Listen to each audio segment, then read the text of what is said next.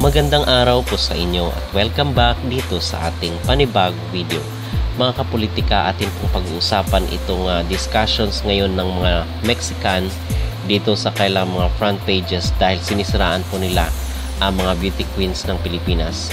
So doon sa ating mga naunang video ay napag-usapan natin itong si Catriona Gray na kung saan ang sinasabi nila ay fraud daw yung pagkapanalo ni Catriona noong 2018. Pero unfortunately is wala pong dispute doon dahil malinis po ang pagkapanalo ng ating kandidata that time na si Catriona Gray.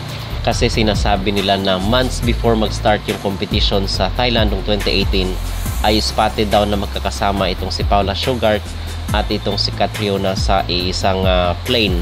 So magkasama sila, and then nung nag-compete na itong si Catriona doon sa Thailand ay walang duda na siya yung kinoronahan as Miss Universe 2018.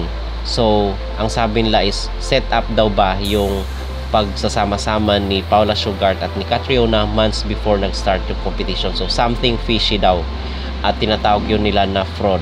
So, ngayon naman ang kanilang inaatake mga kapolitika ay yung ating candidate dito sa Miss Earth 2017 na walang iba kundi si Karen Ibasco. So, hindi pa rin talaga mawala-wala ang mga doubt, yung mga allegations, mga accusations nila dito kay Karen Ibasco. Bakit siya nanalo yung Miss Earth 2017? So, ang impression kasi nila is meron kasing nakunan doon ng picture ng moment na kung saan is hindi maganda sa anggulo ni Karen Ibasco at yun ang inuulit-ulit nila at sinisiraan siya dito sa social media. Filipinos talking about fraud in Miss Universe.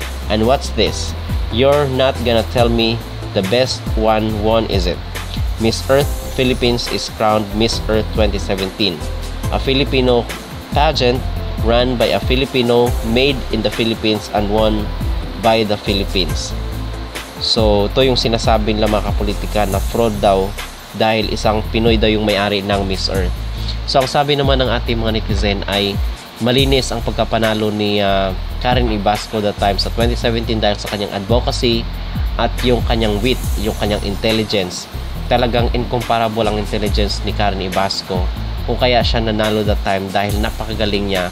At ang Miss Earth, sa kaalaman ng lahat, hindi lang po yung nagbabase sa beauty, sa ganda ng isang candidate, pero doon sa cause, sa advocacy, sa iyong mga program, sa mga project mo, doon po nagbabase ang Miss Earth. So, hindi nila pwedeng sabihin na dahil hindi maganda si Karen Ibasco ay hindi dapat siya ang mananalo. Mali po ang perception ng mga Mexican na ito. Habang merong mga nangbabash na mga Mexican dito kay Karen ay meron din namang mga nagtatanggol sa kanya na according dito sa comment section, well, most people know how she won.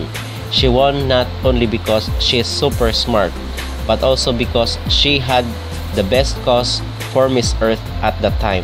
Yes, maybe she wasn't as beautiful as others saw her compared to the other contestants.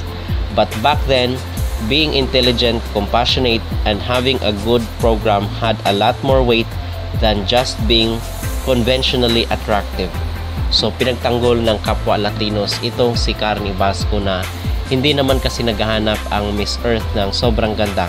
Ang hinahanap nila ay yung merong magagawang difference sa ating community. So, smart, and then yung project mo is dapat na makikita talaga in reality. Yung cause, yung advocacy na ipinaglalaban mo. So, yun ang pinaka-importante sa Miss Earth. Regardless kung ikaw yung pinakamaganda, regardless kung ikaw yung hindi masyadong attractive sa mata.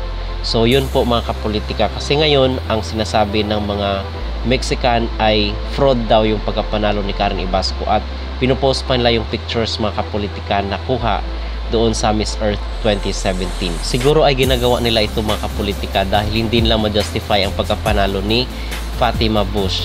Kasi lahat talaga ng kanyang performance, even sa Q&A, ay hindi naman siya ganoon kagaling. Unlike doon kay Karen Ibasco na napakagaling niyang sumagot. So dito kay Miss Mexico is hindi naman siya yung pinaka-stand out doon sa question and answer portion nila. But how come na siya yung nanalo, di ba? Kung hindi mo madaan sa ganda, ay daan mo nang sasagot. Pero both ay parang meron pang mas stand out sa kanya. Okay, so yun po ang aking masasabi. At doon po pala sa mga nagtatanong bakit Fatima Fernandez yung sinasabi, nasa Google po yung buong pangalan ni Fatima. Hindi lang po siya Fatima Bush. Fatima Bush Fernandez po yung buong pangalan ng nanalo sa Miss Universe 2025. Okay? So sana is wala na magtatanong kung sino daw si Fatima Fernandez na binabanggit natin dito sa ating mga vlog. Kasi po, yun po ang nasa Google. So yun po ang full credential ni Fatima base sa kanyang information dito sa search engine. Okay? So ano po ang inyong mag-reaction mga kapolitika dito sa mga sinasabi ng mga Mexican na fraud daw ang pagkapanalo ni Catriona Gray dahil sa spotted sila na magkasama ni Paula Shugart months before mag-start ang competition sa 2018. At ano rin po ang inyong masasabi dito sa kanilang comment na ang Miss Earth daw ay pagmamayari ng Pilipino at ginanap sa Pilipinas, kung kaya daw nanalo itong si Karen Ibasco. Mag-comment down below at huwag kalimutang mag-like at mag-subscribe na rin kayo para updated kayo sa ating mga latest issue.